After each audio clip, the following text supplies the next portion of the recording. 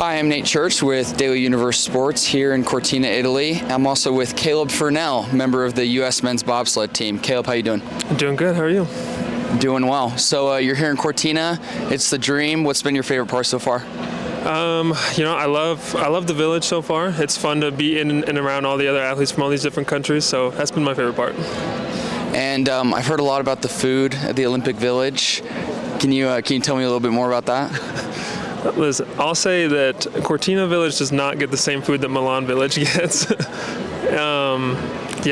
The meals can be a struggle sometimes.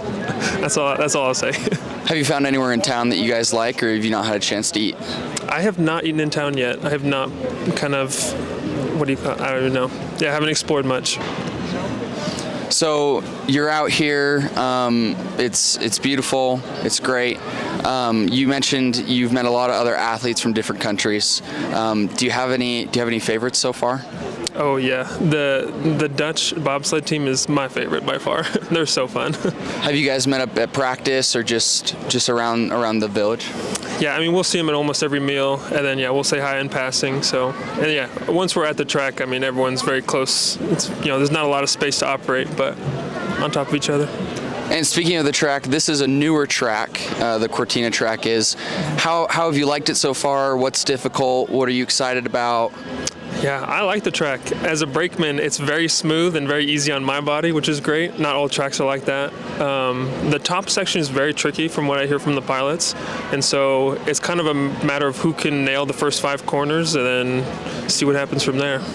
And speaking of which, you guys compete at the end of next week, right at the end of the games. Does that kind of build the anxiety of competing, or does it give you more time to prepare? Definitely more time to prepare. I'm very excited to compete. I really wish I could just compete already, but waiting is okay, I guess. You're in a bobsled. You're going 80 miles an hour. What's going through your mind? Is it just, are you panicking? Are you just focused? Is it instinct? How do you feel? So I'm counting the turns in my head because I have to know when to pull the brakes, and so I have to know where we are on track. And it's also helpful to know where we are. If we hit out of a corner, I can tell the pilot at the end, hey, we're skidding on this straightaway. And so it's just feedback. So I'm thinking more about what the bobsled is doing at the same time. Okay, you said you're a brakeman. Can you explain to me where in the bobsled of the 4 you are? Yes, I'm the very back person. So if you look, there's the pilot, 2 guy, 3 guy, and then I'm the brakeman. So. I know that you ran track at UVU. Now you're at the Winter Olympics doing bobsled.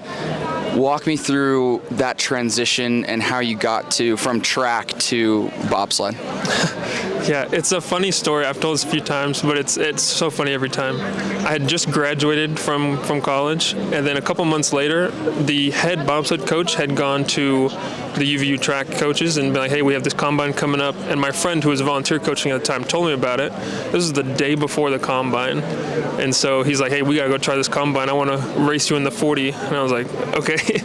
And so we show up the next day. And I thought we were just kind of racing, but there's all these other events, and we did them all. And surprisingly, I did good enough to win a trip to Lake Placid, where they taught me how to push the bobsled, and then kind of got in the system from there.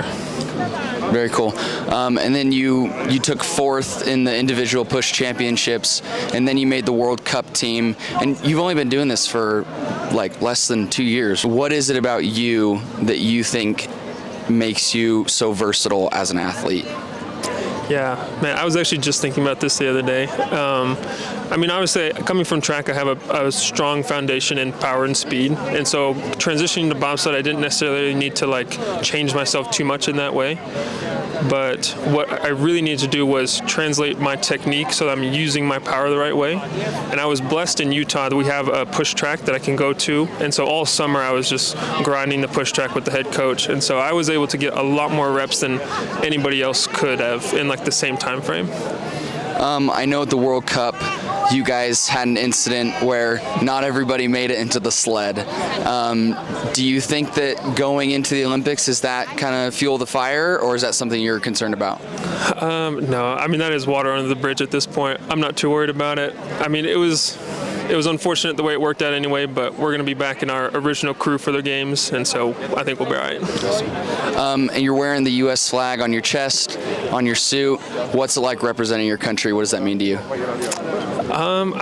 It means everything. I mean, this is the country I was born and raised in, and it's nice to represent the opportunity that a country like this can provide. So. And then last question for you. If you could do any Winter Olympic sport besides bobsled, what would it be? This is so funny. I would say I want to do speed skating. I had a teammate just last night tell me, she's like, I think you look like you would do figure skating. And I can't tell if that's a compliment or not, but some of the skating events, I like ice skating. That'd be fun. And your wife told me when I was chatting with her that when you started bobsled, you didn't even know how to ski. But now you do know how to ski. She told me you love it. Was that something you just never had the chance to ski? Yeah, I mean, I grew up in Missouri. There's not a lot of mountains in Missouri. And then once I was on the track team, I couldn't risk the injuries. But yeah, finally got a chance to figure it out. And yeah, it's super fun. Where do you like to ski in Utah? I've only been to Sundance so far. So I would say Sundance then. We'll have to change that then, yeah. So I've heard. Awesome. Okay, Caleb, thanks for meeting with us. Best of luck to you. Nice to meet you. Of course, thank you.